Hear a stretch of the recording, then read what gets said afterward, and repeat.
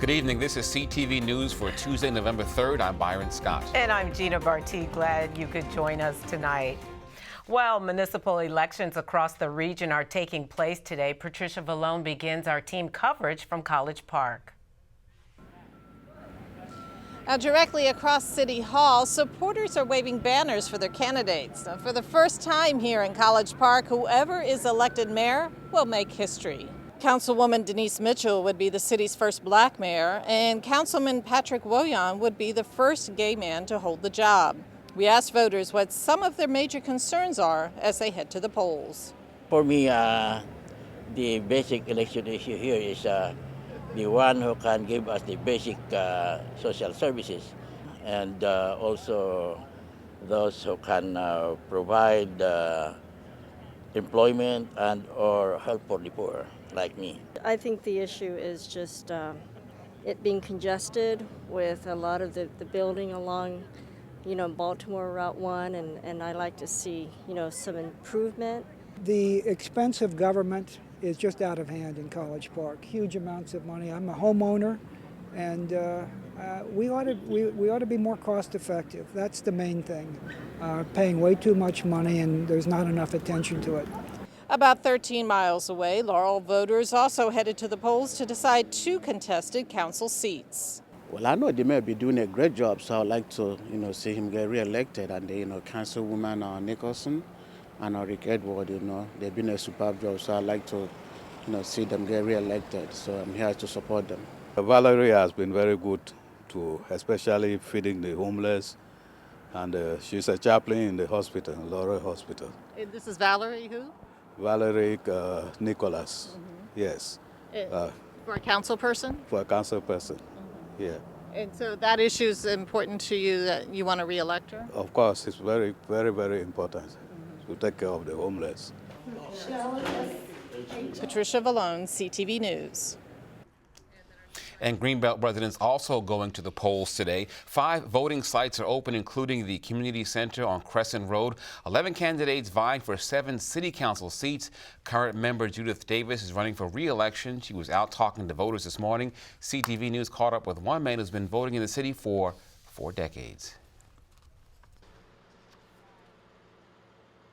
My number one concern in Greenbelt is to conserve the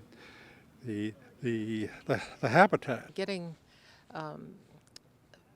benches for the bus people on Southway. That's what I'm interested in. I think I do. The ones that I know them. I've been here for 16 years. I know most of them. And I have faith in them that they're going to be doing the best for everybody here in the community. I was taught as a young man that it was my civic duty. And otherwise, if somebody gets elected I don't like, it's my fault.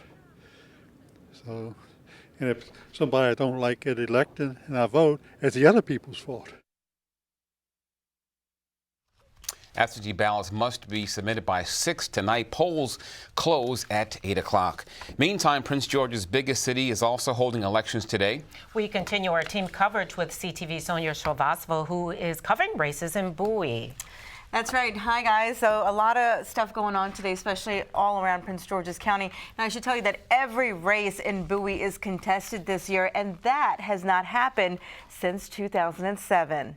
Picturesque fall day political signs line the Kent Hill Center here in Bowie, where candidates are eagerly waiting to greet people that are walking in. We've had at our place a steady stream since we opened up at 7 this morning. There are 17 candidates running for the mayor, 2 at-large and district representative positions. Fred Robinson has been the mayor for 16 years now. He served on the council before that. He is facing competition from longtime council member Dennis Brady and resident Keith Jackson. When I came on board in Bowie in '98, the city's tax base was $1 billion. Today it's $7 billion. So we've been able to expand that tax base, shift some of the responsibility from the homeowners on commercial or business enterprises, and we've provided a ton of new jobs, and so that young folks who can come here and They can live here. Brady says it's time for a change, and he hopes to be the man to bring it. I think it's time for new leadership, new direction, fresh vision, fresh approach on how to do things. There are more than 60,000 residents in the city, out of which 40,000 are registered to vote. In the past, turnout has been low, but city officials are hoping that new 4-year limits and a large pool of candidates will encourage more participation. What I've noticed is we've actually gotten a lot younger, some younger voters in.